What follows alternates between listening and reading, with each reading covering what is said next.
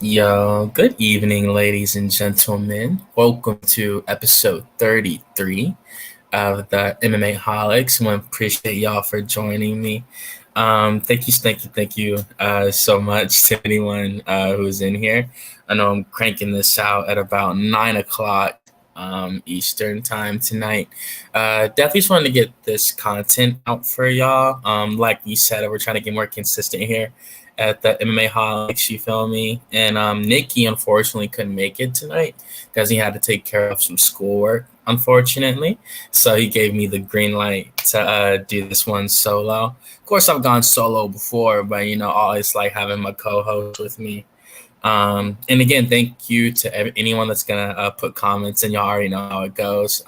Just put your comments in the chat, and you feel free to put your input on the fights, whatever you want to say. Of course, we always keep it respectful in the group chat, down in the comments. So, but yeah, I can go ahead and get started. We have a decent card on Saturday. Definitely can't lie. I think it's pretty tricky. Even like before I went live right now, I was going through some of the fights and stuff like that. And like even just trying to like go through my last set of like picks to make sure like I'm confident in who I want to win and stuff. Like I was like, man, like it's honestly a lot of like crazy underdogs on this card and stuff like that. But again, though, we got Taira coming out trying to beat Brandon Royval in the main event. I'm about to start from the bottom, but I was just assessing the main event. Yeah, man, I'm really high on Taira. No spoilers or nothing like that. I'm only talking about it off the top because I think it's just crazy that like he's made it this far this quickly. Tatsudo made his debut in like 2021. 2022. Yeah. It was in April, May of 2022 when he fought Carlos Candelario. And in these 2 years, he became a number 5 ranked fighter. I know we've seen like people like Kayla Harrison like come over and be like the number 3 girl off like one fight. But the fact like he was like, of course he was already a prospect for those that knew about him and stuff like that. But it's more so about the fact that like he's not, he's not linked to anyone. He wasn't he was a crazy acquisition when they got him, but he wasn't like Michael Chandler type of like popular name and stuff like that. So the fact that he's climbed this fast, of course he's had his fair share of adversity, like in the Edgar Chairez fight, almost got submitted in that fight. It's just cool to see that he's here. But yeah, we're gonna talk about him in about an hour or so. I can go ahead and start from the bottom and go ahead up to the top. Again, I want to thank you all so much for joining me.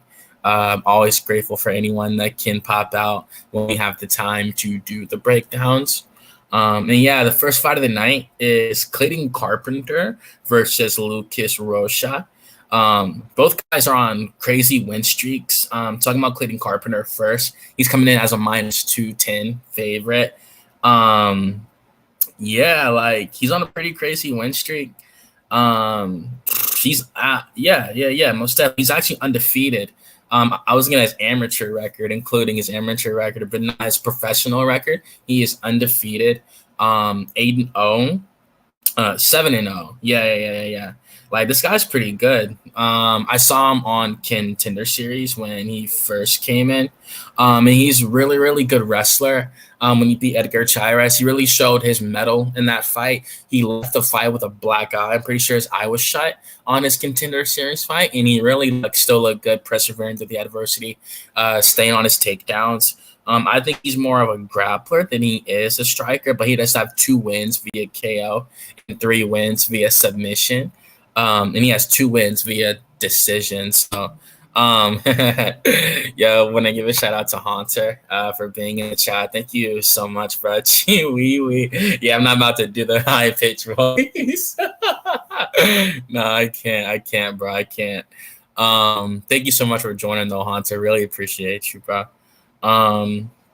And yeah, like I said, Clayton Carpenter, I do think he's pretty good. He's 28 years old. His birthday's June 9th, the day after mine. My birthday's June 8th. And yeah, like I said, like he's a pretty good fighter. I'm not gonna lie. Good wrestler, predominantly a wrestler. Will strike though, and he does have a chin, most definitely. And he's coming in as a -210 favorite. His opponent's Lucas Rocha. I'm really high on this dude. I think he's pretty good. I'm not gonna lie. I know he got taken down like 5 times in his contender series fight, but we saw what happened when he landed that knee. It was a gorgeous, beautiful, devastating knee.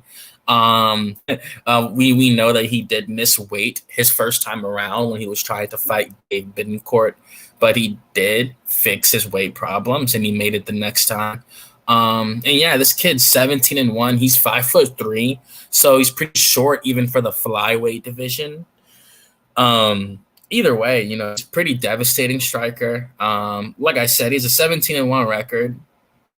Even like going down his methods, he has 10 wins via knockout and 4 wins via submission. His only loss is by way of TKO, and he got knocked out by Alan Gabriel. I do think if they fought again, Rocha could win that fight. I'd probably pick him to win. So I think he's coming in this fight a whole different fighter. He's on a really good win streak since losing to Alan Gabriel. And, of course, you only learn from your losses, and I think he did most definitely. And like I said, the biggest thing going against him is probably his body composition. He's 5'3" in the flyweight, like I just mentioned, and he has a 64-inch reach. So he's a pretty small guy, even coming in as like a male fighter. You feel me? So obviously, it's hard over height. He is the younger fighter, so you could say like, he'll be faster, but he does have more experience. So his youth does not work against him in this circumstance. Yeah, this is a close fight. I'm not gonna lie.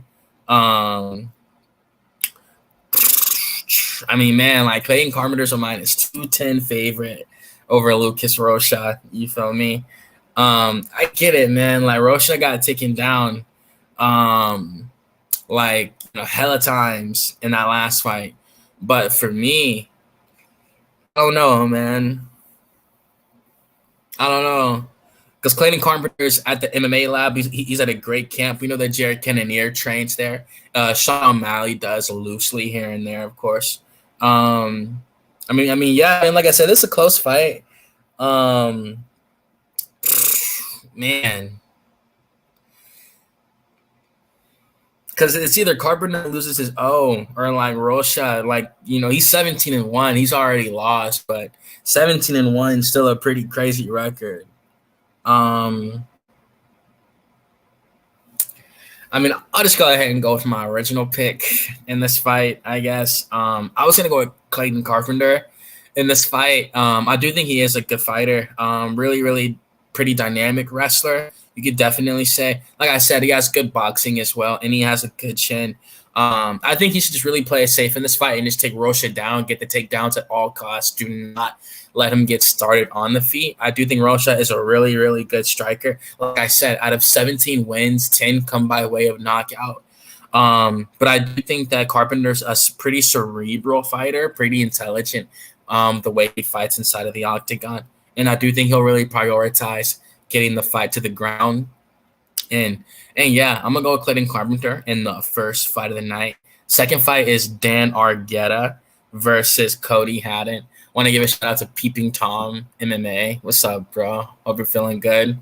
Yeah, it's funny because it's literally Tom Aspinall in the picture. But yeah, thank you for joining me, bro. I appreciate you. But yeah, bro, we got Dan Argueta versus Cody Haddon. So, yeah, man, it really sucks for Dan Argueta, man, because he was supposed to get that win over Ronnie Lawrence. And I think that was Keith Peterson who was the referee for that. And he most definitely took a bag away from him. So, it was really unfortunate. Of course, more importantly, he took a win away from Dan Argueta. Dan Argueta is a really, really good wrestler. We did see him get submitted by Gene Matsumoto. I'm really high on Matsumoto. I think he's a really good fighter. He's undefeated, super young too. I do think his future is super bright, so I don't want to really hold that loss against Argueta too much. It was a guillotine. I thought he was looking all right before then. And like I said, G Matsumoto's a pretty dangerous fighter. He's 25 years old. He's 15-0. So I do think, like, that was just a matter of a buzz saw that he ran into. But yeah, like I said, it was a no contest against Miles Johns. I forgot what happened in this fight. I think it might have been originally a win for Johns, but the result of his fight was later changed to a no contest when he tested positive for elevated levels of turinabol. So unfortunately, that was overturned for Miles Johns, and I forgot that was a turinabol thing. So that's crazy. That was some PED stuff going on, but I'm pretty sure Miles Johns won his fight after that. Yeah, he's actually on a 2-fight win streak against Cody Gibson and Douglas De Silva de Andrade, and he fights Cody Garbrandt on November 9th. Miles Johns does. But like I said, talking about this matchup, that's really all I can really say about Dan Argueta. He lost his last fight, unfortunately, so he did lose his winning streak. But he is a really good wrestler. He does have decent boxing to close. He'll really use to close in on a takedown and try to get the fight to the ground.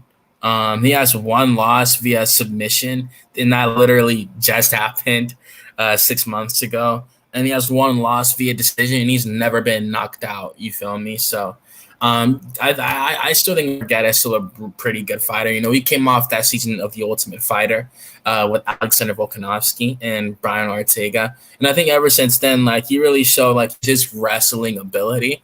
But ever since then, I think he's really rounded out his striking a little bit more. And his opponent, Cody Haddon, this guy is pretty good. I'm not going to lie. A lot of people are high on him, and I think rightfully so. So he's coming in 7-1. His last win was over Billy Brandt on Contender Series with a rear naked choke in the first round. Before that, he was just holding a regional title. Trying to see what promotion he was fighting for Hex Fighting Championship, where he was the bantamweight champion. So at least we know he has championship experience. He can go 5 rounds. Even though both title fights ended in the first and second round, he was, definitely training for 5 rounds in training camps for sure. So we know that Cody Haddon does have good cardio. But yeah, this guy's a killer low key. He finished Dong Kim in the first round as well, but your first round knockout. That was 56 seconds. Before that, he beat. And now, of course, before I name these names, I just know these guys are Mark Familiari. He finished him in the second round. He's 1-6. And Shantaram Maharaj, he finished him in the first round as well. And he was 10-8. So then Cody hasn't really fought the best level of competition. You could definitely say that. And most of his finishes are overdue. Said are 0-0, 3-2, 1-1. So he definitely hasn't fought the best competition out in Australia. But like I said, you always fight who you're given. His one loss is to former title challenger Steve Erceg. You feel me? So definitely not a bad loss to have. Like I said, he's 26 years old. This is a pretty close fight. I'm not gonna lie. It's a lot of close fights on this card. Like I said, because I get it, man. People are picking Haddon, and he's on a good win streak. And when he fought Billy Brand, he rose to the occasion, and he finished that dude, and he was 5-1. You feel me? And even looking at Billy Brand's competition, you feel me? Again, his competition wasn't the best either. 1-1, 0-1, 1-0. And he got knocked out by Peyton Talbot. Billy Brand did, so that's crazy. You feel me? Shout out to Peyton Talbot. That dude was chilling with Frank Ocean a few months ago. But yeah, bro. Getting to this pick, it's close, man. Like I said, it's a lot of close fights on this card.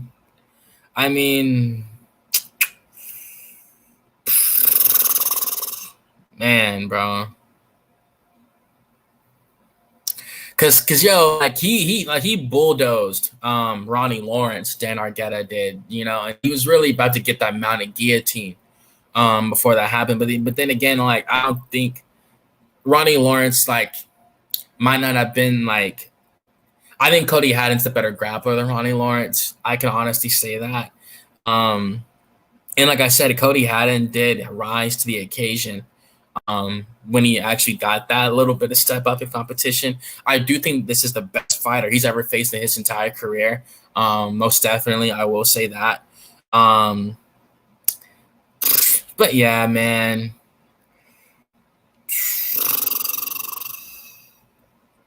Mm, mm, mm. I feel like this is a close one, man. It's a close one. I'm really sitting here 15 minutes in. Like I said before I started breaking the fights down, like it's a lot of tricky fights on this card, in my opinion. I ain't gonna spend too long on it though. I know y'all not trying to hear that. Damn, bro.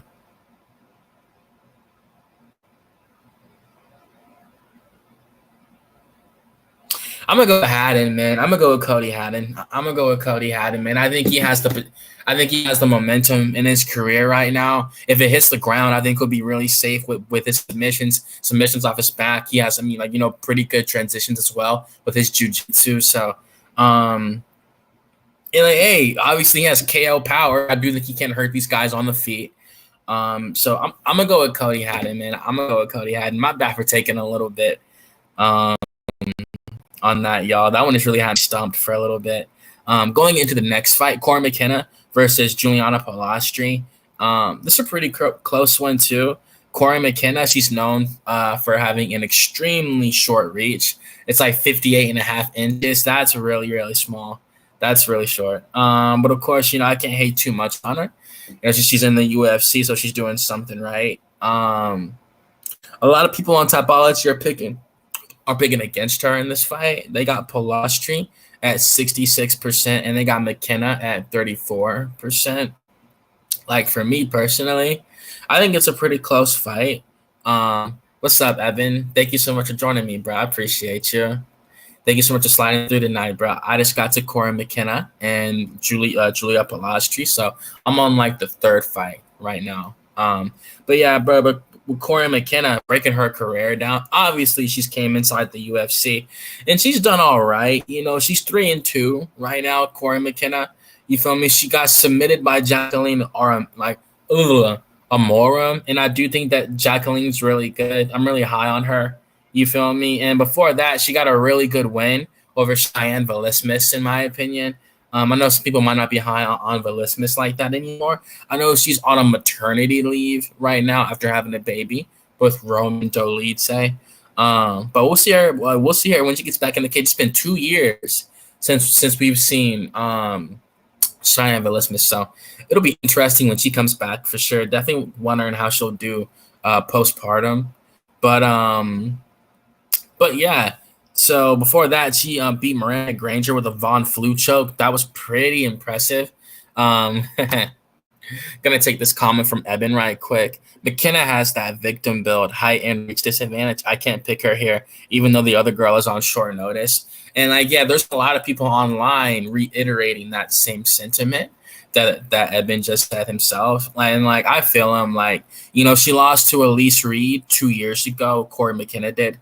And before that, she beat Kay Hansen. She beat Vanessa Demopoulos on Contender Series. So that's a really good win looking back on it, even if that's 4 years ago. Even like, I mean, I think so. I know some people might not be high on Demopoulos like that, but I think she's a pretty good martial artist for sure. And I really like her story as well. Really inspirational for sure. But yeah, before then, you know, she was in Cage Warriors, doing what she does. You know, she was knocking girls out at least. She knocked out Juliana Chinello and Fanny Redmond. Now, of course, it's Cage Warriors. People aren't too high on Cage Warriors, you feel me? But again, even with her short reach, you know, she was getting some KOs here and there. Like, yeah. I feel you, Brian. Shout out to Demo though, most definitely. Absolutely. And yeah, talking about Julia Palastri, the girl that Eben said they're picking. She's 26 years old, 5'2" with a 63-inch reach. She will have a 5-inch reach advantage in this fight. She lost to Josephine Knudsen. Of course, Knudsen's really, really good. I'm really high on her, the Swedish fighter. I do think she's really good. She's undefeated, 28 years old. So, and I think that was just a matter of, she fought a good fighter in that fight, and it's all right. Sometimes you come up short. You feel me? But yeah, we know how she looked on Contender Series when she had a full camp. She submitted Patricia Alujas in the second round on September 12th, 2023. So like as we've seen, like outside of that Josephine Knudsen fight, she's looked really good, like coming out of LFA. Of course, she finished a 7-11 girl in the third round, but after that though, she finished a 6-0 girl in the first round with an arm triangle. So this girl is really talented. You could definitely say that. I think her losses really came like at early portions in her career, 2017, 2018. Every time she's lost, she's gotten better. Like after every loss, she's never lost back-to-back fights. It's always improvement after, and I think that's actually a good omen for this fight. Not gonna lie, because obviously, we saw that she lost to Knudsen in her previous fight on June 15th. So going into this one, get into my pick. I'm on Eben's side on this one.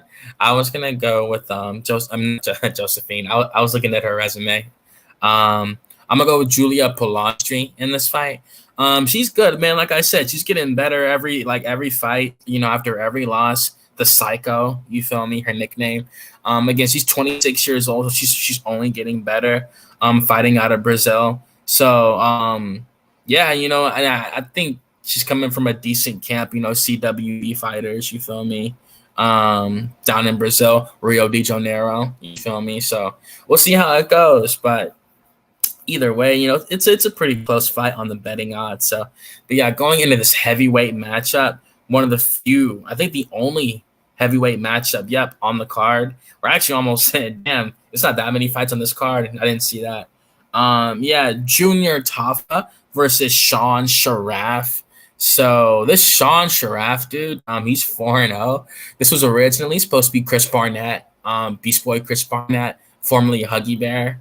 You feel me? And yeah, so Sean Sharaf's taking this on pretty short notice this week. Like I said, he's 4-0. Coming out of Lights Out Championship, he did win their vacant heavyweight title. So, congratulations to him. He has belts at home. Before that, he won the FCOC vacant heavyweight championship. And then he won the Lights Out Championship heavyweight champ. So, yeah, hey, this guy's just going around the regional scene collecting gold. You feel me? So, at least we do know that he does have championship experience. The person he beat for the FOC, the FCOC heavyweight title was 0-1. So, it was what it was. And, yeah, man, that hurt. When he had to pull out. I believe he had to pull out because of the hurricane that's happening in Florida at the moment. So definitely praying for Chris Barnett and all the families that are suffering from loss of power. They can't, go get groceries, that might have been running low around the time that the storm hit. Like definitely sending condolences to all those families for sure. I stay in Atlanta, Georgia. So when the storm first hit, we did have about 3 days of really bad weather, but that's nothing compared to what those families are going through. So definitely want to send them prayers and love as they try to get through this extremely, extremely unpredictable hard time. And yeah, again, finishing off Sean Sharaf. Again, this guy's all right. Like I said, he's 4-0, so he doesn't have much experience. He trained for 2 heavyweight championships on the regional scene, so I do think he will have decent cardio. Of course, fight speed and training speed are different. You feel me? But at the end of the day, I do think he'll have decent cardio. He's a 6'2" heavyweight, 252 pounds. So take that with what you will. He's a pretty short heavyweight, pretty small. But Chris Barnett is smaller, and he's most definitely a heavyweight for sure. But yeah, Junior Tafa going into the one of the Tafa brothers. This guy's 28 years old. He's on a 2-fight losing streak. We know at one point he was subbed out for his brother. He subbed for his brother. I think that's what happened because he's the one. Yeah. during the Lima fight. That's what it was. Yeah. Um, seriously, yeah. Is the replacement built like a blob, or he looks like he trains? Yeah. I mean, he looks all right. Being 6'2" and 252. I mean, again, like you can look at Chris Barnett, and he's 5'9", and he missed weight last time. He was like 267 pounds. At 5'9", I was 267. Like that. That's good. But hey, he's a professional athlete, though. You feel me? He could probably, run a mile, not gas out, stuff like that. You feel me? So shout out to Chris Barnett. And again, definitely hope you're doing good out there, bro. Most definitely. And again, breaking out Junior Tough. Want to appreciate you. Want to thank you again for joining, Evan. Really do appreciate you, yo. Most def. And yeah, again, like he got finished in the Delima fight, then he got submitted by Walter Walker. So he just got TKO'd and submitted in his last two fights. You feel me? So definitely not showing a well-rounded game at the moment. I think they were trying to give him, Chris Barnett to see because that was a pretty even matchup. I think they were trying to see maybe like who's the better fighter out of the two, and. I mean, yeah, again, like I just broke down Sean Sharaf, Junior Tafa, him and his brother are like famous kickboxers in like the Oceanic region and stuff like that. So I think they've shown it, especially his brother. His brother's a really good kickboxer for a heavyweight. He's knocked out taller guys like Austin Lane, doesn't matter, you feel me? So I do think his brother Justin does have really good power for sure. And yeah, again, like even as I go down his resume, it's a bunch of kickboxing fights, like Muay Thai fights, like like getting like kickboxing knockouts in the first round, like so. And yeah, he was kickboxing in Glory, and even before he had made his debut, Justin was talking about that Junior Tafa had made it to like the top 5 rankings of like the Glory kickboxing circuit. So that's a pretty good striker, you feel me? If he can just really like focus and have a good training camp, you feel me? I think he can actually be like a pretty good striker. Now some people are always like making fun of his physique, as you could say.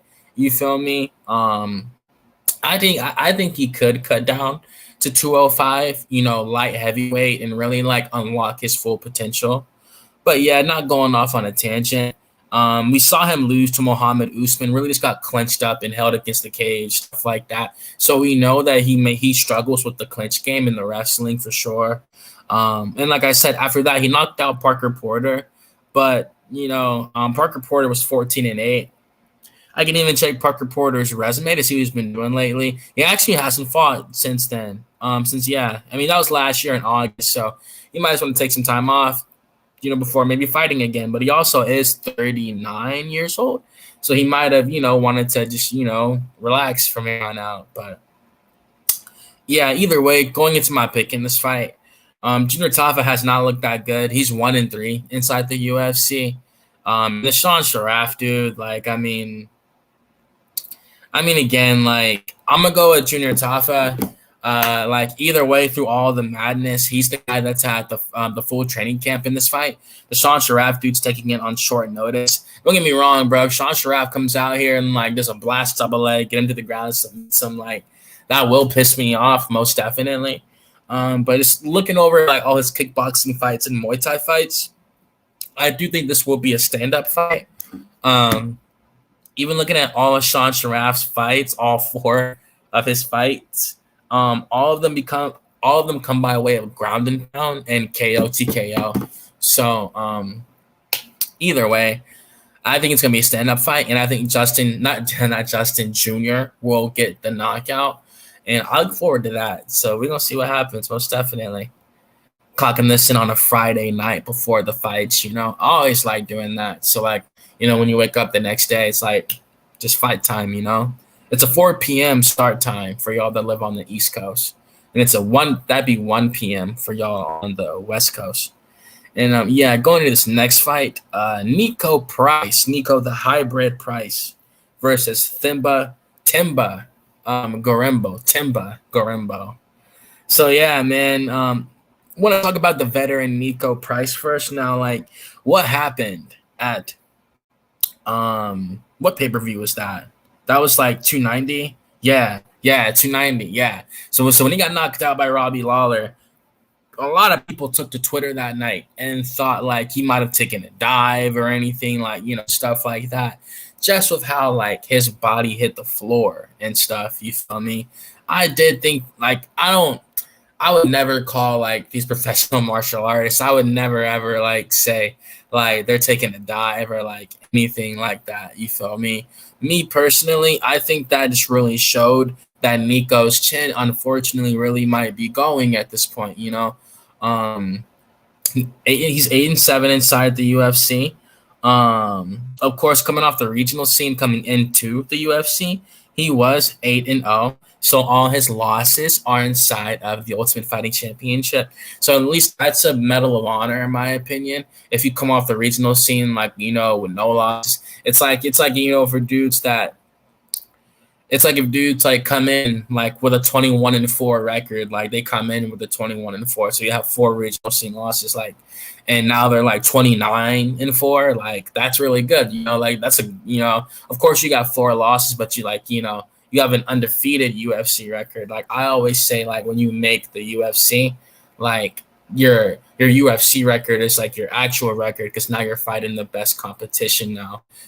So that's the only record that really matters. And for Nico Price, again, all 7 losses are inside the UFC.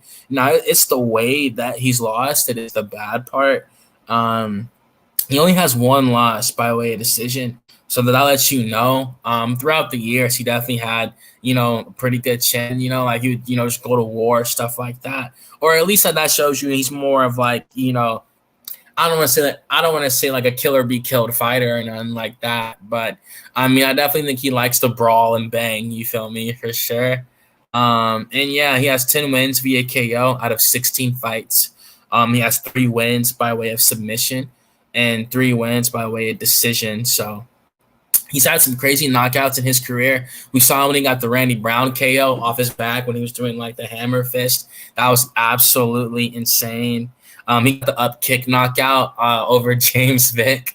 That was pretty wild, you feel me? Really creative fighter when it comes down to it. The hybrid indeed. And yeah, man, like I think he's a pretty good fighter. It's not really been a matter of like his skill set, more of so his durability. Really, really big build. Like when you see like his shoulders and stuff like that, really like genetic freak. It's kind of crazy, like how big like his chest is and like his shoulders and stuff. But yeah, I mean, unfortunately, it's just his chin. His chin has taken a hit, most definitely. And outside of that, we'll see what happens. But talking about Timba Garimbo, great fighter in my opinion. Really, really love his story. Obviously he's known for being cool with The Rock. The Rock did endorse him on like his bull thing. I forgot the name of the brand. I know Yuri Prohaska shot a commercial for them not too long ago. But yeah, Timba Garimbo, he comes into this matchup 13-4. Timba the Answer Garimbo, like Allen Iverson. And yeah, he's 33 years old, so he's in the middle of his prime right now for the welterweight division. He's from Zimbabwe. So unfortunately, I've never been there, but I would love to go, most definitely. Out of his career, he has 2 wins via KO, 6 by way of submission, and 5 by way of decision. So a very, really well-rounded fighter, you could definitely say so. Especially in his last fight, he really showed against Ramiz Brahimaj his grappling prowess. He looked really good in that fight. Before that, of course, he knocked out Pete Rodriguez, but a lot of people aren't really high on Pete Rodriguez. Before that, he beat Takashi Sato. Now, Takashi Sato, if you've been watching UFC for a while, you feel me? You know that, like, he's definitely had some losses, most definitely. Takashi Sato has. So, and before that, he got guillotine choked by AJ Fletcher, AJ the Ghost Fletcher. And of course, that definitely was not a good loss to have, in my opinion. And it's unfortunate for AJ Fletcher. He actually, I remember he lost to Brian Battle after beating Timba Garimbo. He got cut after that. He lost to Levon Lewis, a 4-3 fighter, on May 25th, 2024. And as of right now, he's scheduled to fight next Saturday. on October 25th, 2 Saturdays from now. And on an LFA card. So if you guys want to see AJ Fletcher again, he's fighting in LFA 2 weeks from now. So wish him nothing but the best, and hope he gets back in the UFC, But yeah, like I said, though, Timba's a pretty good fighter. He is pretty durable. You could definitely say that. He has been knocked out before by Dave Mazzani back in 2017. So it has been a while since he has been finished. By way of KO, anyway. And like I said, he has good power. You could definitely say the UFC has given him a little bit of favorable matchups so far throughout his tenure. But I still think he's a pretty good fighter. Going into this fight, he's a minus 380 favorite. So that is pretty significant for Timba Garembo. And I'm going into my pick in this fight. I was going to go with Timba Garembo. I think they're going to strike on the feet, and I think Garembo's going to land a shot. It's unfortunate, bro. It's unfortunate. It's unfortunate, the UFC can love Nico Price for all those years. You feel me? But hey, he could win this fight. You never know. He could dead ass win this fight. You feel me? But at the same time, it's just man, they could have given him a jiu-jitsu guy or something like that. You feel me? But nah, either way, they might not cut him after this. They might give him one more. You never know. He won his last fight before this, so against Alex Morono, who we're actually going to talk about later. But yeah, either way, I was going to go with Timba Garembo by second round knockout. I think they're going to strike on the first round and really go back and forth. And I think Garembo's going to land the counter shot in the second round and drop him and get a TKO. We'll see how it goes, though, most definitely. And after that, we got a featherweight matchup with Jonathan Pierce versus Pat Sabatini. And yeah, JSP, I've always wondered if that nickname is supposed to be just a play on GSP, you feel me, like George St. Pierre. Either way, he's a good fighter in my opinion, tall featherweight. 32 years old, so he's definitely in the dead smack of his prime. I always say the prime for and of course it can vary based on division. If you're a 32-year-old heavyweight, you're nowhere near your prime. Like prime for heavyweight is 35 years old. When you're your fastest and your strongest and your most experienced, that's what makes Tom Aspinall so crazy, because he just turned 31.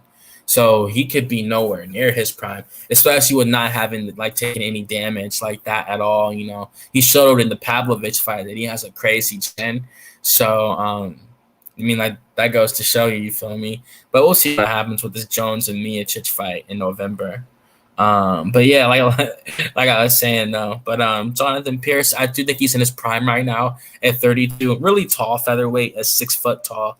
71-inch reach. He is on a 2-fight losing streak. He lost to David Onama by decision, and he was submitted by Joe Anderson Brito. Now, he was looking good in that fight, and it was unfortunate, because he talked trash, and then he got submitted.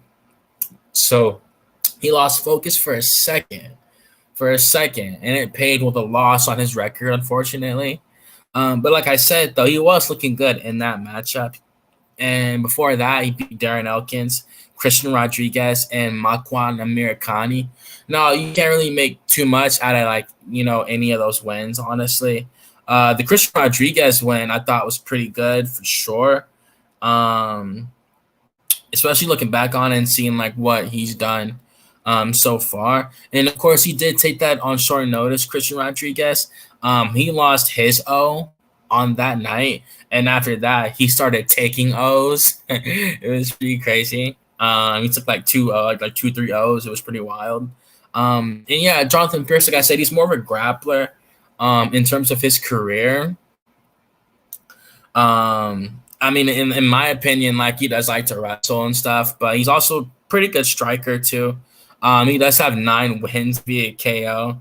So I guess recently I've seen him grapple more, but throughout his career, he's definitely been more of a consistent striker, you could say. He has 9 wins via KO, only 1 loss via knockout. He has been submitted 3 times, so that's not really, it's not that good. It's probably his biggest hole is his grappling, and he's lost via decision twice. So definitely more of a knockout artist, more of a striker. And And yeah, like I said, like we'll see if he can bounce back. He's 14-6.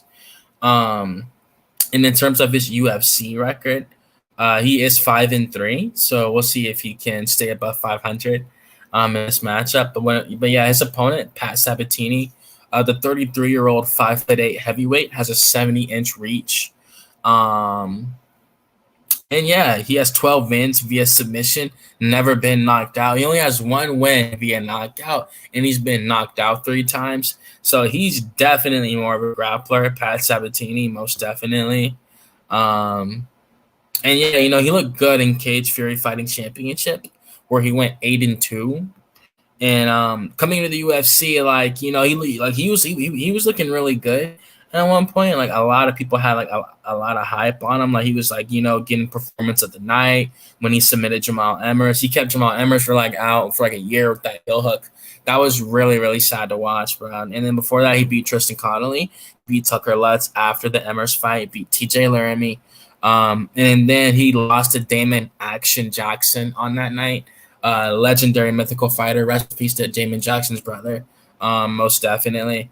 And then we knocked out Lucas, not knocked out, submitted Lucas Almeida. That was a really good win. A lot of people were high on Lucas Almeida, but he just got exposed for the grappling and that lost. And then he got knocked out by Diego Lopez in his most recent loss. So you definitely can't take too much away from that. I mean, it is Diego Lopez. But like I said, though, he has been knocked out twice. When he lost his title in Cage Fury Fighting Championship, the featherweight title, he had 3 title defenses, but then he lost to James Gonzalez, where he suffered an arm injury, and he wasn't able. Well, like he got the title back later, but he didn't get a rematch after losing his belt in CFFC. AJ Fletcher. Yeah, no, I know, right? Yeah, I just saw this. And like for me, and like yeah, and when it comes to Sabatini, again, like I do think he is a good fighter. I think he could be a little bit more well-rounded, just for his sake, especially being in the UFC. When I do think he might be starting to get a little figured out from the rest of the division when I watch film on him and stuff like that. Like I said, he came in on a really hot start, so I'm pretty sure he picked up a lot of eyes from people that knew they would fight him. But yeah, going into my pick in this fight, it's a close one. I can see why people would pick Sabatini. You feel me? Because Jonathan Pierce has been submitted 3 times in his career, but he also has 9 wins via KO. And like I said, when he got submitted with that ninja choke versus Joe Anderson Brito, he was talking trash, and then he just lost focus, and then boom, So and he was looking good against Brito. Like I know some people don't really agree with William Gomez loss that occurred a couple weeks ago. Yeah, Pierce was definitely looking really good in that fight. So we've seen him do good against higher level competition. And this is a close fight, you feel me? I'm not gonna lie. But in my opinion, though, I mean, again, like, you can say whatever you want. Like, anything can happen in a fight, you feel me? I'm gonna go with JSP, Jonathan Pierce. I think he has pretty good takedown defense. I think he'll be able to keep the fight at a distance. Really use his distance management. Like I said, he's a good striker with 9 wins via KO, and really keep him at a distance and win by decision. If Pierce tries to, if Sabatini tries to clinch him up, he's the bigger guy. I think he'll be able to break away. Like really use his strength. He's a minus 180 favorite, so it is a close fight, but we'll see what happens though, bro. Like you never know. Like seriously. And like in the next one, CJ Vergara versus Ramazan Timarov. I'm just kind of perplexed, to be quite honest, because CJ Vergara has missed weight like 3 times at flyweight, and for him to get another opportunity, it's just like, damn, not like I don't want him to get paid. Of course, I want him to get paid. It's just like you think Dana and the brass would be like, nah, man, you got to move up. You feel me, or something like that. But yeah, he's gonna try to make it again. I missed the weigh-ins, so I think he might have made it. Actually, yeah. I just checked the weigh-in result on Typology. He made weight this time, so he actually weighed in at 126 pounds with the 1 pound allowance. You feel me? And he did make flyweight. Congratulations to him. Most definitely gonna get his full purse. Of course, a winner. If he loses, he'll only get half a paycheck. But and I always say on this podcast, that's crazy. Like the win show money shit is like that's crazy. Like imagine like you work in your job and your boss just decides to like say your paycheck is supposed to be like 1,200 or something like that. He cuts it in half. You only get 600 for what? For what? Like that's crazy. You feel me? That's wild. But and yeah, really appreciate Evan's input this evening. He says CJ better get that discipline in. Can't be missing weight like that. And like, yeah, man, like I said the same thing. And for me, like, I mean, of course, we never know what's going on in their personal life and stuff like that and what they might be going through. But it's like, man, when you sign up to be a professional fighter and this is your profession, and you're taking money out of your pocket by not making weight, like it's just a bad setup. But yeah, to talk about CJ's skill set, just wanted to address that storyline right quick, Talking about his skill set. He has 7 wins via KO. He's been submitted twice, never been knocked out. He has no wins via submission, and he has 5 wins via decision, 3 losses via decision. So really, really tough fighter. You can see in the cage when he's in there and competing. Really, really tough fighter, fighting out of San Antonio, Texas. I do think he is a good fighter when it comes down to it.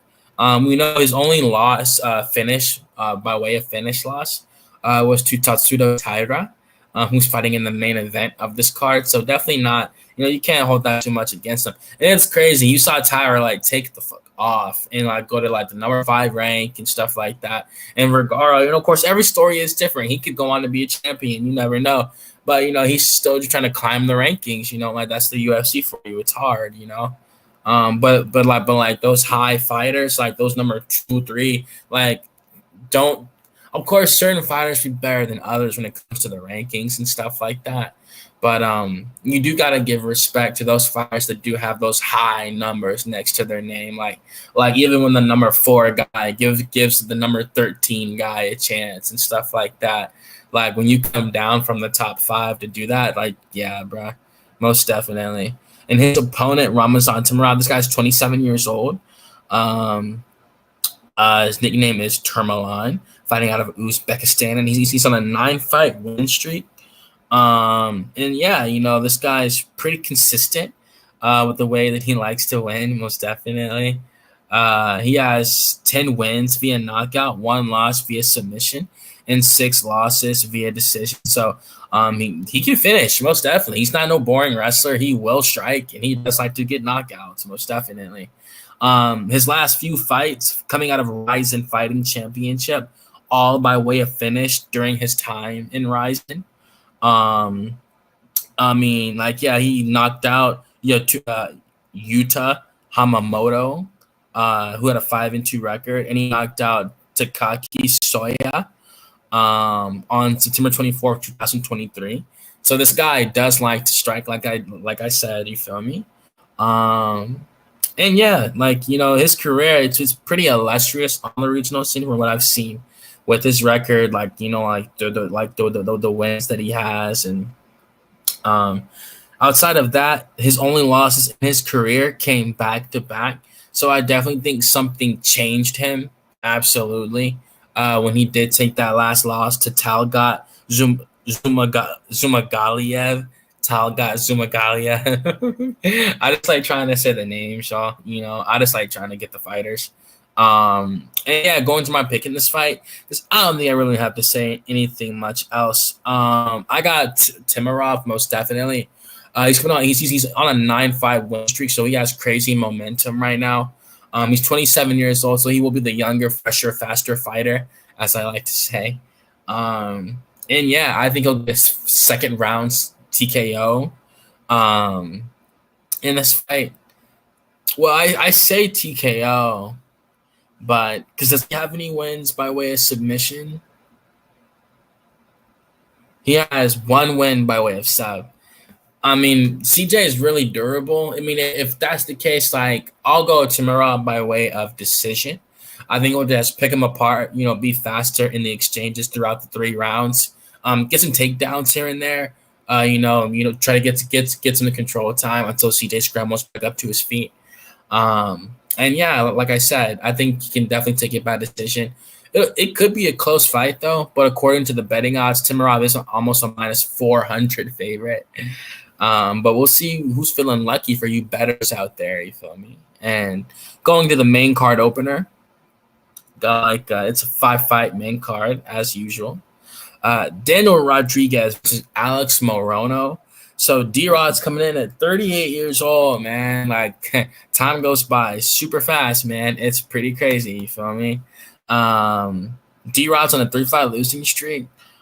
We know that he lost to Kelvin Gastelum. That was just 3 months ago. Wow. Of course, Kelvin Gastelum came in 15 pounds overweight. We know this is the welterweight division, and Kelvin came in at like 184 or something like that. So they had to bump it up to a middleweight fight.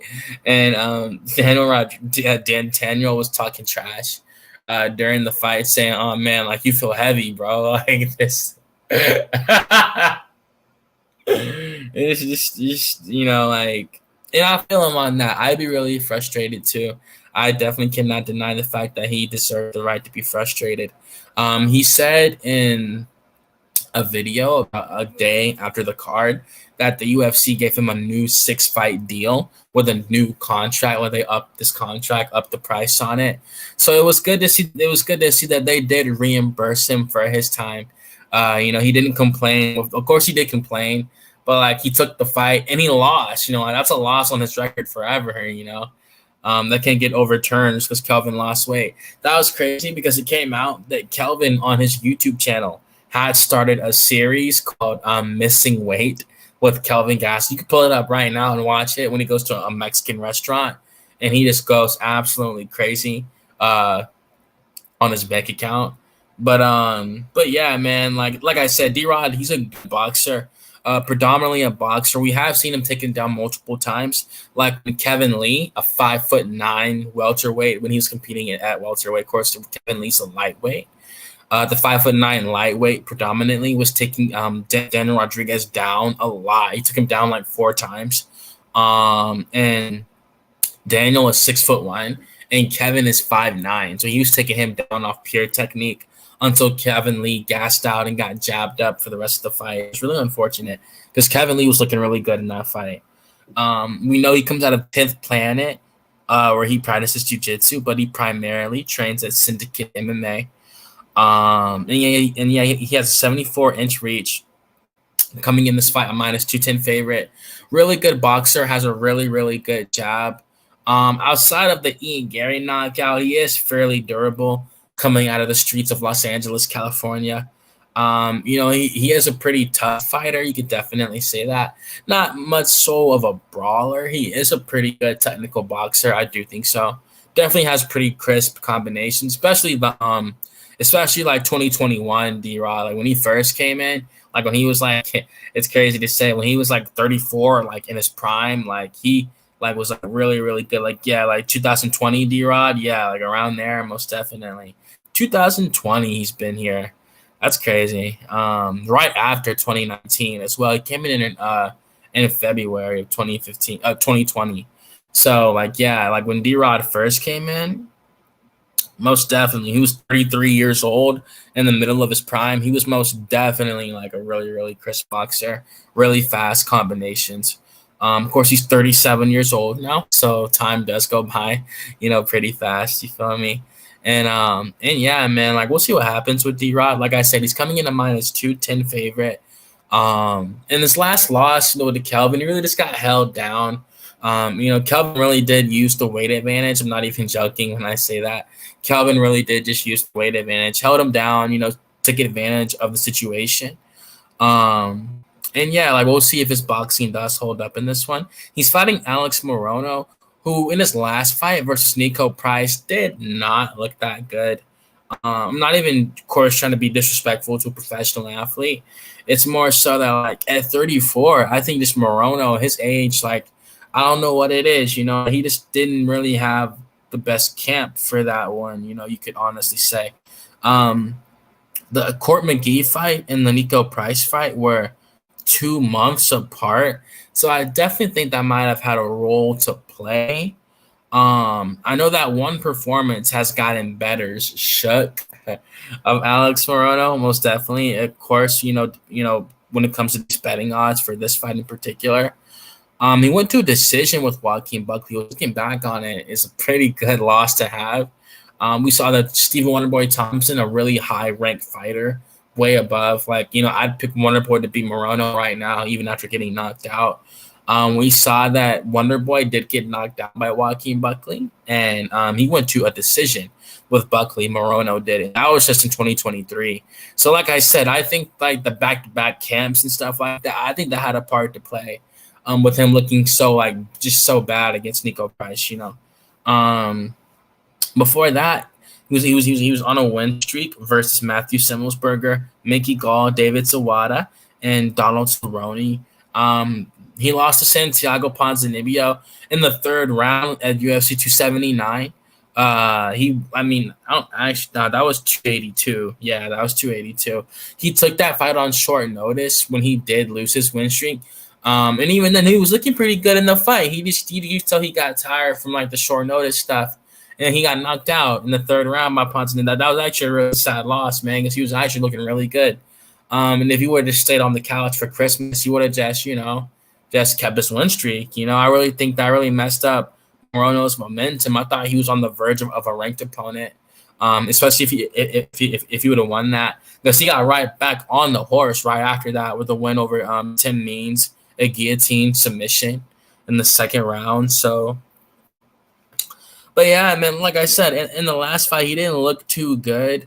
Now, talking about these two fighters and how they match up, obviously they both like to strike. Daniel is a better boxer, in my opinion, but you could say that Alex Morono has a better all-around game. In terms of Morono's career, he has 7 wins via submission, and he's never been submitted. He has 6 wins via KO and 10 wins via decision. So he is a pretty well-rounded fighter. You could definitely say that. The Great White. I've always wondered what that nickname meant, Probably like the Great White Shark. He's just saying the Great White. And yeah, man, it's a close one, man. I just think people really think Morono looked bad in this last one, unfortunately. And I think for Daniel Rodriguez, man, I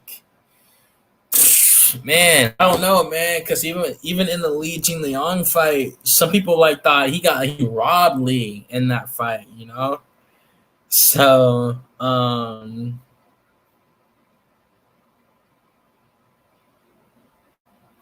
man, and how long ago was that? Was 4 months. So both these guys aren't taking 6 months off. Morono just fought 4 months ago, and Daniel just fought 3 months ago. So it's not because I was gonna try to take an angle that maybe Alex got some rest this time or something like that, but he hasn't. For real. These guys gotta get paid. I get it, Damn, boy. I'll go with Daniel Rodriguez, man. I think he'll land the better combinations in the pocket. Really use his jab to set the tone off. That too. That did happen too. He did get submitted by Neil Magny. That did indeed happen. And that's what I'm saying, man. This card, it's pretty tricky for sure. I guess I'm just more so thinking about circumstances. I'm hoping I'm really banking on the fact these 3 losses have lit a fucking fire under Daniel Rodriguez, man. I really hope so. I don't want to see him get cut, man. D-Rod, 4 losses in a row, man. Nah, bro. I don't want to see that, So either way, man, you gotta pick someone. I mean, for real, where's Mike Malott? I think he actually has a fight scheduled on that Edmonton card. Let me see. I think he has a fight scheduled, actually. He does. He's fighting Trevin Giles. Yeah. He's fighting Trevin Giles on that Edmonton card. Um, that's a pretty cool, like, on a 2-minute side note, like, that's a pretty good card too, because we got 2 5-round fights on that Edmonton card. So, and I think that's the week. That's like the Saturday before UFC 309, or 309's on the 16th. So we get 2 cards in the month of November that have fans. So that's always pretty lit. And actually, that's the card that's after UFC 308. You feel me? So we get 2 fan cards back to back. Like I always love it when they do that. Even if it's a fight night, it always feels livelier when there's fans. It feels like a real sporting event that you're watching. Really like can get your mind off like the trials and tribulations of life and stuff like that that we all be going through every day. You feel me?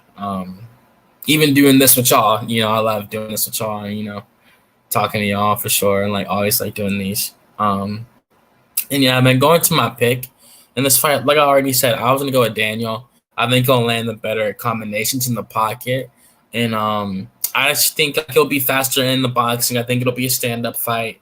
I just pray he can stop the takedowns. We'll see if Alex tries to shoot for takedowns. I think Alex prefers to strike as well. At least in his recent fights, and he's always going spinning back fist, all of that. Like he will spin most definitely. I think Daniel's gonna land the better boxing, really bloody up his nose kind of early with the jab, and like we'll see what happens, But yeah, Grant Dawson versus Rafa Garcia. Now this fight does have me kind of troubled. Yeah, man, this fight has me kind of troubled, man. I'm not gonna lie. So Grant Dawson coming into this one, he's a minus 440 favorite. He beat Joe Selecki in his last fight by decision. Before that, he beat Demir Ismagula by decision, submitted Mark Madsen, and submitted Jared Gordon. That was 2 years ago when he submitted Jared Gordon. Boy, time flies by. Yeah, man, like he's obviously a really, really good wrestler, super dynamic wrestler. KGD Dawson is. And yeah, like I think he's always really been on everyone's radar. I just think the UFC, like, they're not really fans of his style, honestly. I think, knowing Dana, and Mick and Sean, I really think, if you were to strike a little bit more and wrestle, I think they'd push him. Because we see if a wrestler like Bo Nickel is coming out here trying to get knockouts, We know that Bo Nickel is matched up with Paul Craig on that John Jones and Stipe Miocic card. So crazy. It's like the 3rd time. Well, no, it's the 2nd time they're fighting together.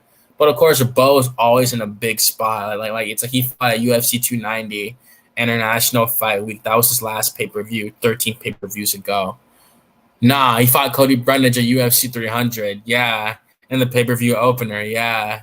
So he did fight Bo Nick. He did fight Brundage as well. And yeah, here we go back at 309. So he's fighting about every 10 or so pay-per-views.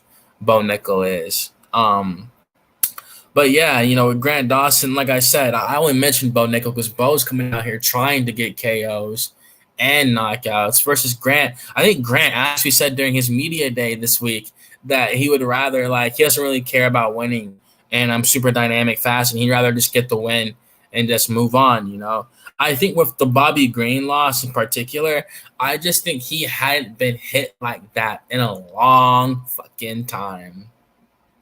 In a long time. He got hit just right on the button. It froze him up. He just couldn't move. It was over. Whoever bet on Bobby Green that night made some money, man. Because, like, Jesus Christ, And I remember at one point he did miss weight versus Mark Madsen. Also in the Ricky Glenn fight, he did gas out terribly in the Ricky Glenn fight. So we do know that it can happen if you push Grant Dawson enough. Also, we know that Mark Madsen was pretty old, even though he's a former Greco-Roman wrestler, Olympic silver medalist, I believe. And he did look really good against Demir Ismagulov, who got a beautiful spinning heel kick. the other night on September 21st. Beautiful spinning heel kick from Damir Ismagulov. It's sad that he left. I would have liked to see him really get in the title picture, but I think it's the same thing for Ismagulov. I think that the UFC didn't really like his fighting style. Most of his wins in the UFC were by decision, and yeah, we saw him dominate Damir, so that's a great win to have. And yeah, that's really all about Grant's skill set. He lost his win streak, unfortunately.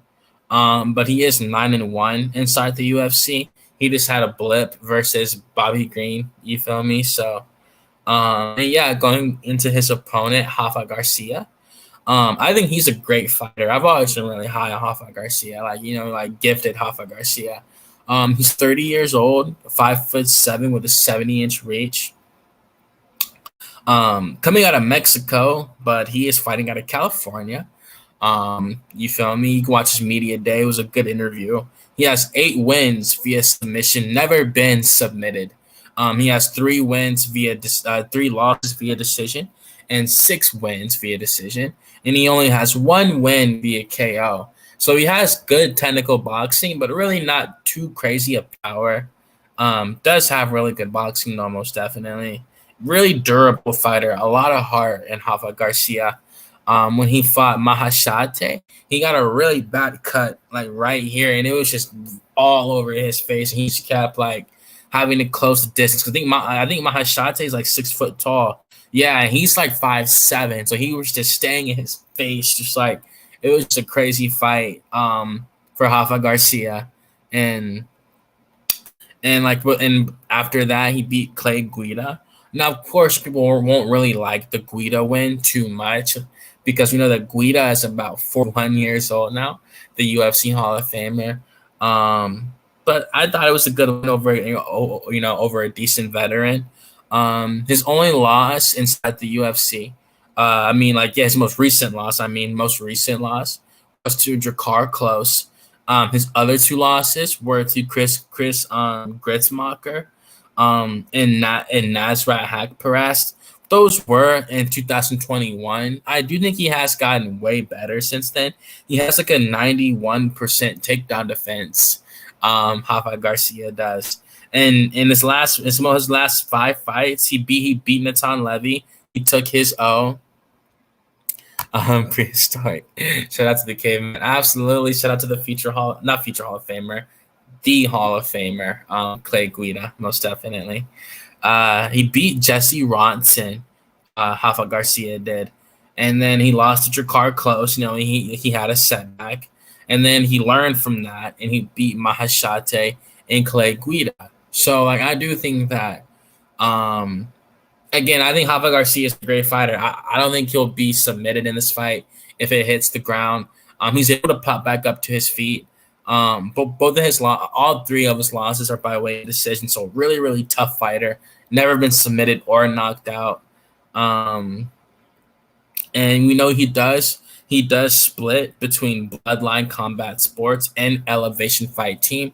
So I do think he will have a better gas tank in this fight, seeing how he trains in Denver sometimes. And yeah, man, it's a close fight, man. This is a really close fight, bro. People can say whatever they want about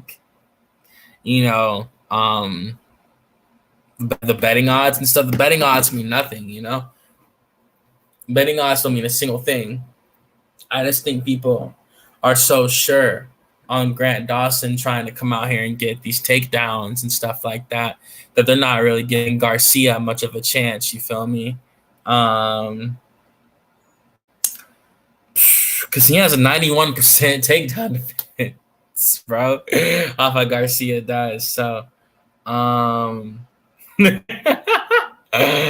yo.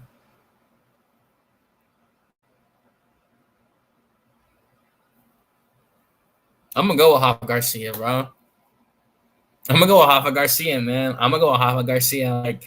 I think he's the better boxer in this fight, 100%. I think he's the better striker. I do think he'll be able to stop some of the takedowns from Grant Dawson. Yeah, exactly. Exactly. Like that's what I'm saying. I do think he is the better. I do think Garcia is the better striker. I do think he'll be able to stuff the takedowns, most of them. He knows that's what Dawson is going for. When you're winning fights as much as Grant Dawson is, you're gonna get eyes on you. You feel me? And obviously, like Garcia had to watch a bunch of tape going into this matchup. You feel me? And like, what did he do? Who's probably sprawling so much during this camp? You feel me? So I think that Garcia can get the victory. I think a lot of people are just going to go off like, oh, pretty record, 21-2, stuff like that. Garcia 16-3, so he has a good record. You feel me?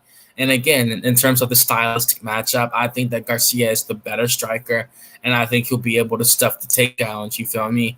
If it goes to a decision, I think it's going to be close. I just think Garcia is going to really gain the respect in this fight. And we're going to see what happens. Man, again, he trains in Denver, so his cardio will be rock solid, having to grapple and scramble and get back to his feet. He's a real short, compact, lightweight.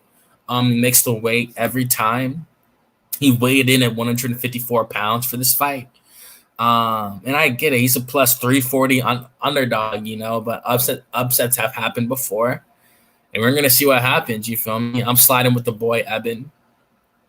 And yeah, I got Rafa Garcia in this one. Some of y'all might have heard me just say that, be like, oh, nah, bro's tripping. Oh, man, nah, yo, this guy's bugging. Like, I mean, like, of course, I don't know everything, you feel me? But I just really feel like he can get this victory. And yeah, I'm moving on to the feature bout of the fight night. I want to thank y'all again for joining me. Thank you so much, Eben, for sticking it out with me for sure on this breakdown, bro. Going back and forth and talking about the fights, most definitely. Going into the feature bout, Chitty Bang Bang and Chukawani versus Jared Gooden. I'm going to do Jared Gooden first because he's from Georgia. And like I said, I'm from Atlanta, Georgia, most definitely. So, hell yeah, all day, baby, most definitely. Starting out with Jared Gooden, the Night Train. He's 30 years old, 6 foot welterweight with a 77-inch reach. So he's not at too much of a height discrepancy and a reach discrepancy in this fight. Only 3 inches for both. So he is a good fighter, in my opinion. Good wrestler. I mean, you saw in his last fight. Good jiu-jitsu as well. Pulled off a beautiful rear naked choke. So much so that he got performance of the night for that. So I do think that Gooden's good. Like I said, he fought Carlson Harris. He did miss weight, unfortunately.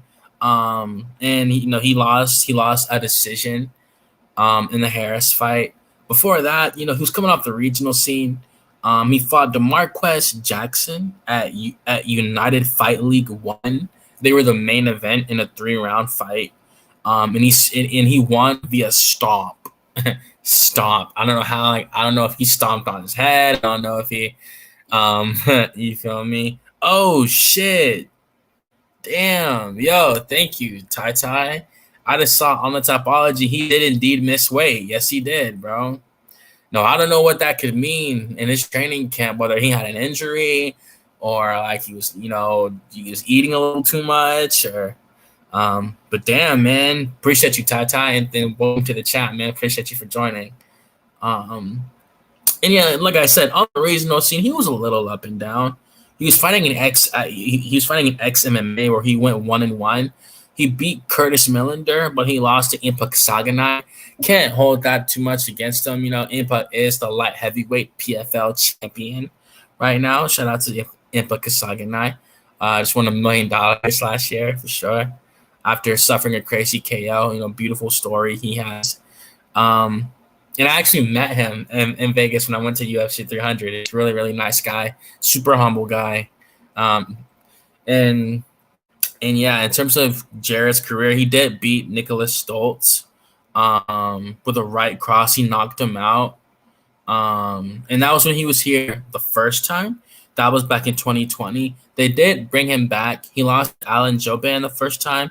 and Abubakar Nurmagomedov, and he lost to Randy Brown, and he missed weight in that fight too. So apparently, it's getting to a point where he just has a habit. I mean, it's probably just always been a habit throughout his career. You snack a little bit. You lose track of time, and boom, now you got to weigh in. You feel me? And yeah, again, like that definitely is kind of scary. You feel me? For the guys that are picking good in, that he did come in missing weight like that. You don't know what happened in his camp. But like I said, he's 2-4 inside the UFC, 11 wins via knockout. He's only been KO'd twice, and he has 8 wins via submission, and he has 5 wins via decision. Going into Chidi Inchukawani, I always mess up on his last name, for real. Shout out to Vulcan for joining. Thank you so much, bro. We got 3 fights left. But still really appreciative of you coming through and giving me some of your time, bro. Thank you so much. And yeah, I feel I need to stat how many times he's missed weight. Before you joined, bro, I was talking about CJ Vergara. He made weight this time around. Congratulations to him. I'm really happy for him. But yeah, he missed weight like 3 times, bro. And Dana just kept giving him chances. You feel me? Like, I mean, we know how they are. Like when it comes to certain fighters that have like certain styles, like fun styles and stuff like that. And yeah, when it comes to Chidi, he is 35 years old. He just moved down to welterweight, so I do think at 35. I mean, so some people don't feel like at 35 you can be in your prime and stuff like that. I think he might have extended his career, at 35, moving down in weight, just getting better nutrition in his life. I do think he has extended his career most definitely, but we'll see how it goes. Some people think you can't be in your prime at 37, stuff like that. I get Alex Pereira's 37 in his prime right now, but of course that's 205. But I do think that Chidi, depending how he looks in this next fight, literally tomorrow, we'll see how much farther he can go in the welterweight division. I always say all of that because I am pretty high on Chidi. I do want him to get back on the horse. I think he's a great striker. He's coming into this fight a -180 favorite. Oh yeah, hell yeah, bro. And see, Vulcan, that's the thing. That starts at 1 p.m. on the East Coast for me in Atlanta. And the UFC starts at 4. So it's pretty cool, man. We all just get a chill day of fights. Right when the boxing's over, we get a full card of MMA and stuff. So I love it when we when the stars align on a Saturday like that. I really enjoy that. Hey, yeah, man. Not trying to spend too long on this one, but when they're talking about Chidi, he's 23-10, so he does have his fair share of losses. He was in Bellator at one point, where he did take some losses over there, but he got some W's too. Like I said, predominantly a striker. He's really long, 6'3" with an 80-inch reach in the welterweight division. Really, really long. Like I said, for sure. He has 14 wins via KO, 1 win via submission, and 8 wins via decision. So he does prefer to strike, most definitely. He has been finished 5 times by KO. We saw in the Gregory Rodriguez fight where he gave it everything he had, and Gregory's the RoboCop. Literally, he wouldn't cave, and it was a massive cut right here in the center of his eyebrows, and it was just crazy to see that. But of course, his last win was over Reese McKee, which some people do not find that impressive. Before that, he got ground and pounded by Michael Olszewski, got knocked out by the smaller man, And of course, it doesn't mean anything. Michael probably has a shit ton of power in his hands, but still, Albert Duraev, he lost to him in a split decision. That was a pretty close fight, if I can remember. Takedowns and striking, scrambles, stuff like that. Really close fight. And then, like I said, the Gregory Rodriguez loss. Now, even in defeat, he was awarded a bonus purse for that. So at least he knows he was competitive in that matchup. But of course, you want all three purses at the end of the day. That's a good night, man. When you get like the bonus, like about the win, the show, and the bonus. They were saying Max for the UFC 300 knockout got like 2 bonuses. He got performance of the night, fight of the night, and both purses. He made that.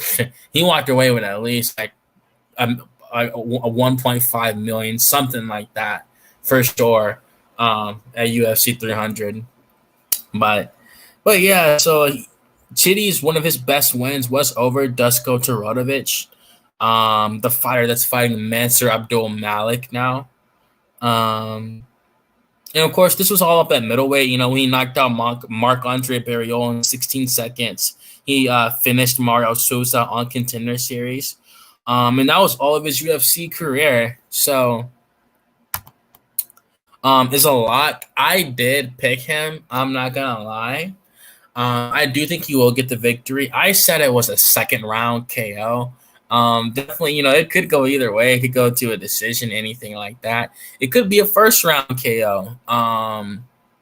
Just seeing, you think Nico might want to come out and like switch it up this time around, try to get a takedown in the first round, maybe tire out Garimbo and get some blood in his arms. That's why I said second round KO.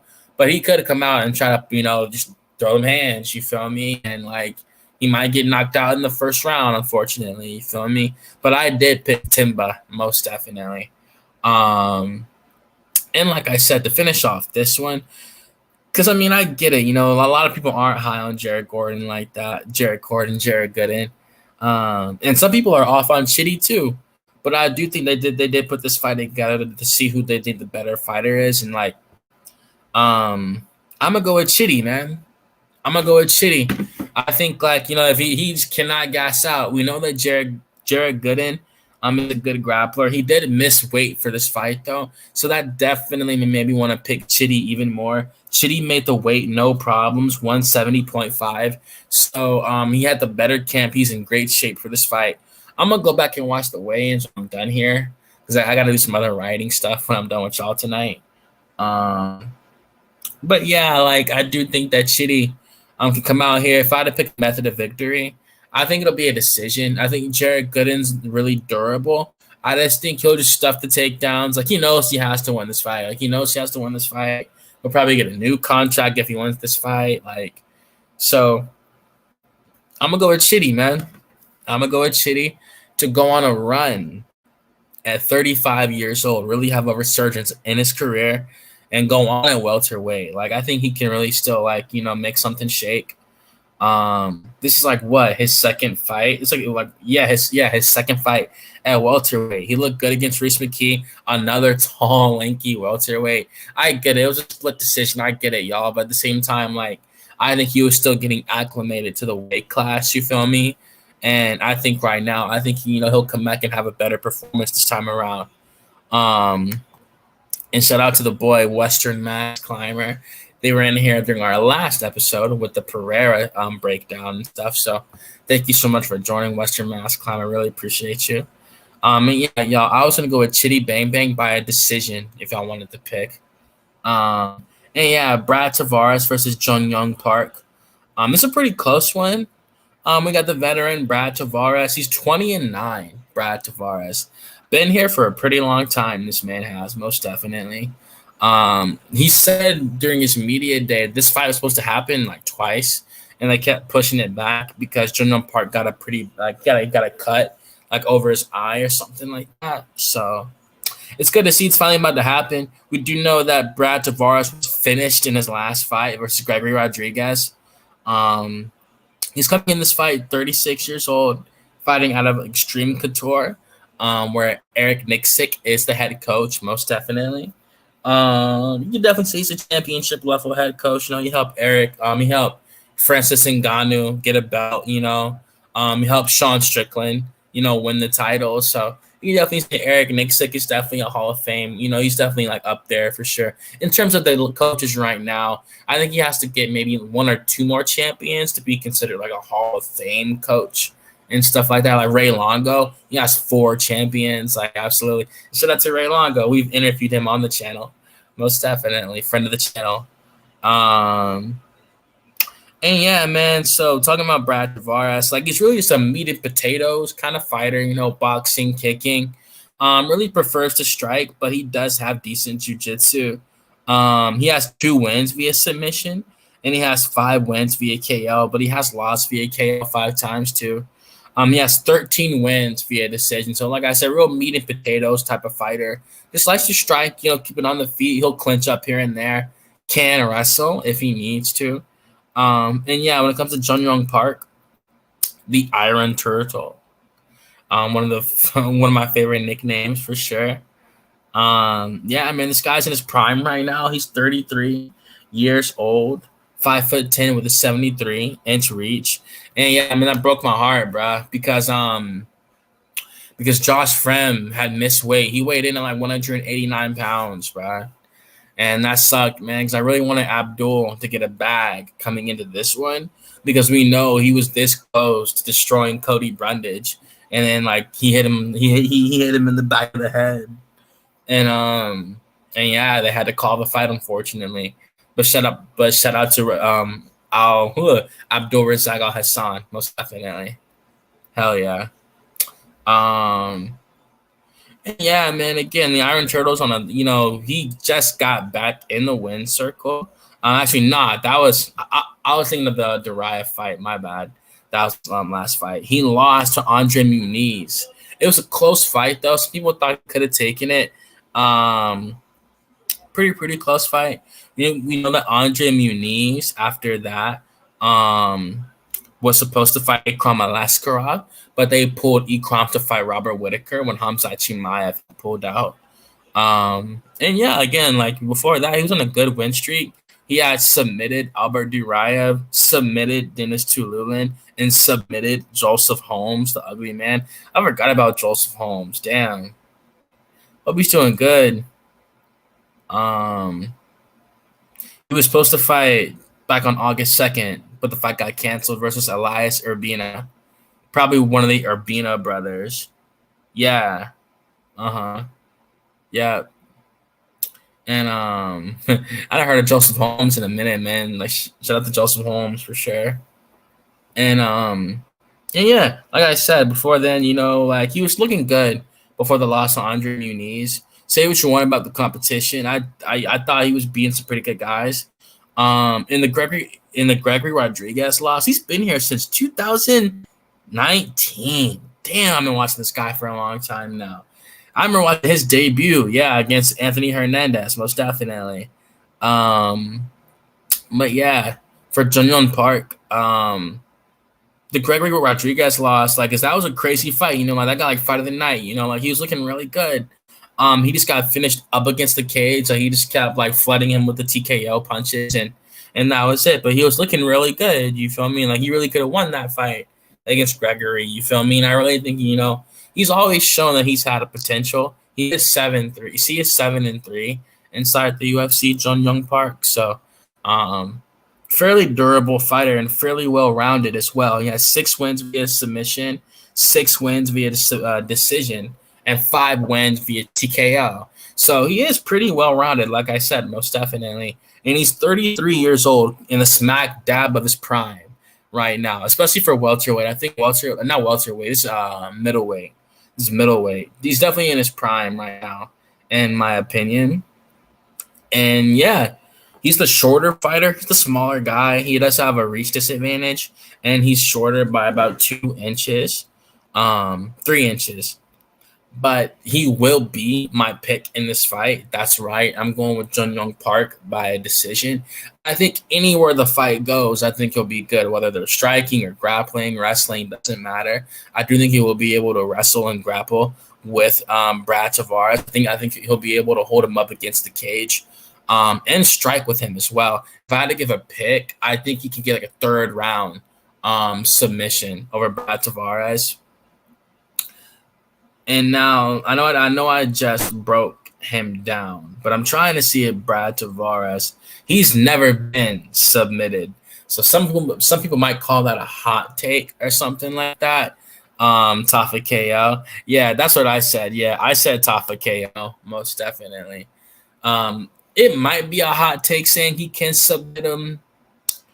I'm just thinking about like how I think he'll really try to get the fight to the ground. I think that Jong Yong Park, like how I listed off, and at one point he had 3 rear naked chokes in a row. So I do think he prefers to get the fight to the ground, but he will strike if he needs to get it there. And yeah, man, like for me, I was gonna go with Jun Young Park. I'll probably go via decision. I think I'll just get some control time here and there, up against the cage, strike, strike, strike. Go for a takedown, try to get the fight to the ground. Really try to tire Brad out. Seeing Brad's still older fighter, not by too much. He's only 36, but we'll see what happens. But yeah, man, I got Park in this one, and that's the co-main event. Going into the main event of UFC Fight Night, Royval versus Taira. It's pretty crazy, man. I did an hour and 30 on this one. Word. Thank y'all for joining me this evening. Really do appreciate y'all again. Excuse me. I'm off work on Sunday, so depending how crazy this card is tomorrow night, I definitely wouldn't mind going live. Even if like Nikki can't join, I'll do like a little 30-minute post-fight live and just really talk about what's next for the division. Like, because I mean, I'll give my prediction in a second, but I think it's really gonna shift after this fight. You feel me? And it's good to see they made this a main event. So like everything can be tested. You feel me? Real number 1 contender fight, and it's cool because they fight right now, and Albazi and Brandon, they fight like 3 weeks from now, 4 weeks from now. So like it's like a mini Grand Prix taking place over like the next couple weeks. To see who fights Pantoja, you feel me? But yeah, man, going into this fight, I'm gonna give the number 1 contender his respect. Brandon Royval, break him down first. So Brandon Royval, he's 32 years old with a 5'9". He's 5'9" with a 70-inch reach, the raw dog, fighting out of Denver, Colorado. So we know the cardio is outstanding, most definitely. Been with Mark Montoya, and I think he actually left Mark Montoya. Yeah, he has like a new camp, like the new coaches and stuff like that. So he's building like a super team of coaches. He is 6-3 inside the UFC. Only has 9 UFC fights. Swore he had way more. I remember his debut when he first came in, most definitely. It's cool to see like how he's won these fights. He has a 16-7 record.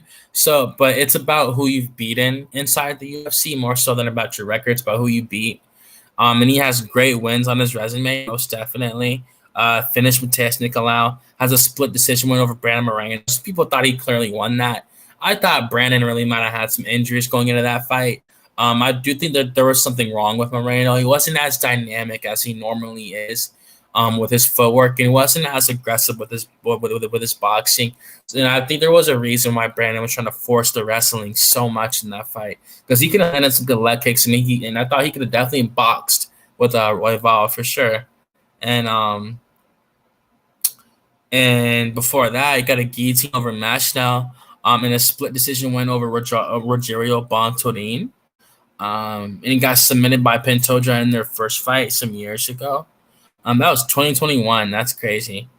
And yeah, before that, he lost to the Brandon Moreno, but that was an injury. It was a close fight until the injury happened. It was indeed a close fight. And yeah, outside of that, I got an arm triangle win over Tim Elliott. His best win, in my opinion, is over Kai Kara France. Now, that was 4 years ago. They could make that fight as well, depending on what happens here in this matchup. They could most definitely make that fight. It would still be at the top of the division. And yeah, like I said about Brandon Royval, he has a 40% takedown defense. So that's definitely the biggest hole in his game. He really has a problem with stuff in the takedowns. I thought that really showed itself in the 296 co-main event when he fought for the belt against Pantoja. Of course, he had a great 5th round, like a 10-7 5th round over Pantoja. I thought he was going to finish him at one point in the 5th round, most definitely. But in terms of his skill set, he has good jiu-jitsu instincts, can like get a good choke, get a good Kimura, like try to get a leg. He has great jiu-jitsu when it comes down to his instincts on the ground. So I think that's why he's fine with the takedown defense. He's cool with going to the ground. And for Brandon Royval, yeah, he has a pretty good reach advantage.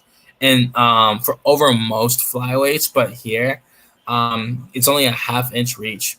He's a really good boxer, has a great jab, has good knees, great elbows, pretty well-rounded, honestly, and pretty durable as well. But going into his opponent, the undefeated Tatsudo Taira, like I said, I'm really high on this dude, most definitely. I said that from the top of the podcast literally over an hour ago. And I think he's just outstanding. I think he's phenomenal. I think from the moment he came in, he's always looked really good in all of his fights, even going through the adversity that he did in the Edgar Chairez fight. I thought it only made him a better martial artist. And I think the UFC are trying to make him a star. 100%. They're trying to make him a star. They're trying to get him up there as young as possible. He hasn't even fought, I think, on like a pay-per-view yet, like a big pay-per-view. Because I think he might have fought CJ Vergara on a pay-per-view, maybe. No, that was Grasso versus Arujo. So I'm really trying to see like if he would have fought on a big card. Yeah, he fought on UFC 290 versus Edgar Chairez. But I'm excited to get to the point where he's actually on like a pay-per-view main card or something like that. Like when he really like plays a massive role at the top of the division. And yeah, in terms of his skill set, he can box. He showed that in the Perez fight, but he's predominantly a grappler, likes to wrestle, get the fight to the ground, to really use his jiu-jitsu. And like I said, he's 24 years old, super young to be this high in the division. It's really unfortunate that Muhammad Mokaev got cut because I really thought they were destined to fight one day. They were the same age and undefeated. I really thought Mokaev versus Taira was going to happen one day, 1,000%. It still could if he comes back in the future and Tatsudo's the long defending champion, which could happen, you know. But yeah, for the last time tonight, going into my pick in this fight, I was going to go with Tatsudo Taira by a second round submission. I do think he will get the submission. I think the first round is going to be him just trying to assess the distance, see how he can get past that long. Like the long Brennan Royval really try to close the distance. But we know that, like I said, Brennan Royval has a 40% takedown defense. So I do think at one point Taira will 100% get the fight to the ground. And at that point, it's going to be a test of whose jiu-jitsu is better. And I do think that Tatsudo will have better jiu-jitsu. And I do think he will get a rear naked choke or like an arm triangle in this fight. If I had to bet, I think he's going to get a rear naked choke and get a submission. And after this, just doing some little postcard, chit-chat. After this, I think he will fight for the title. I think he should fight for the title. I don't give a fuck about, like Amir Albazi, like anybody, anybody else. And I love Brandon Moreno. I know Brandon has to win some fights to try to get back in the title picture. Obviously, this guy would be the number one contender and he would be 17-0, undefeated challenger for the title.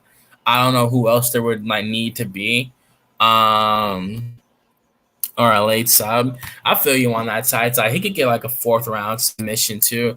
I think Royval will make him earn it. It's either he's gonna make him earn it or like Tatsudo's gonna really show his level in this fight.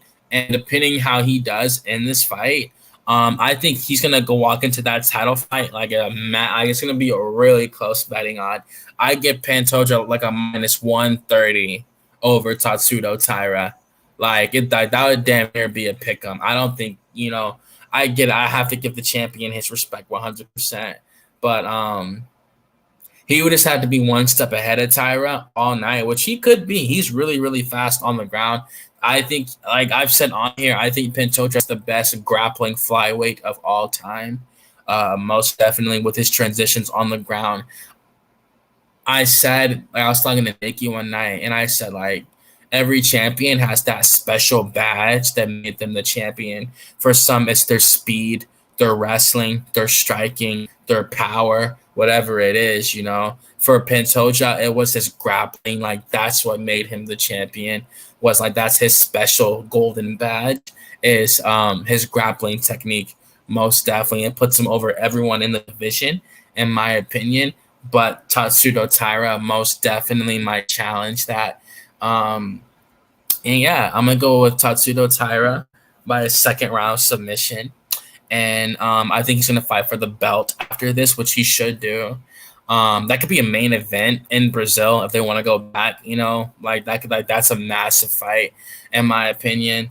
For the casuals, not really. They won't really know who he is, unfortunately, because Tatsudo's still learning English. But for the hardcores that watch all of the prospects and stuff like that, they'll know exactly what's about to go down in that fight. It's gonna be a crazy fight, and I'm really excited for him to fight for the belt.